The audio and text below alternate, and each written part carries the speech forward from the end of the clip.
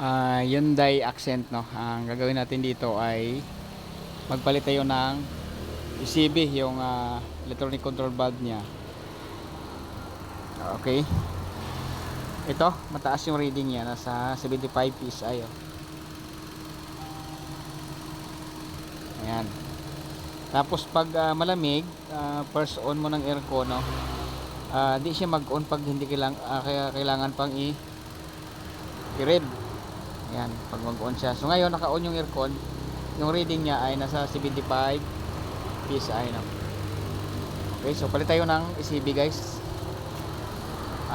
Pakita natin kung before and after, kung okay ba yung bababa ba siya. Alright.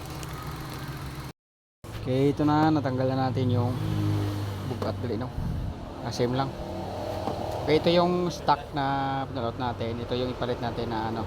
Okay, kabit. Okay, ito na, guys, na-install na. Okay, may preo na tayo. Sige, start. Okay. Okay, owner con.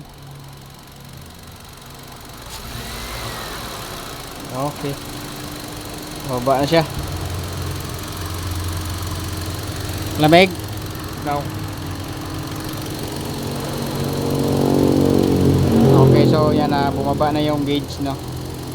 Di katulad kanina nasa 75 siya, so ngayon nasa 40 na. Okay na. Good na po to. So yun lang, guys. Thank you.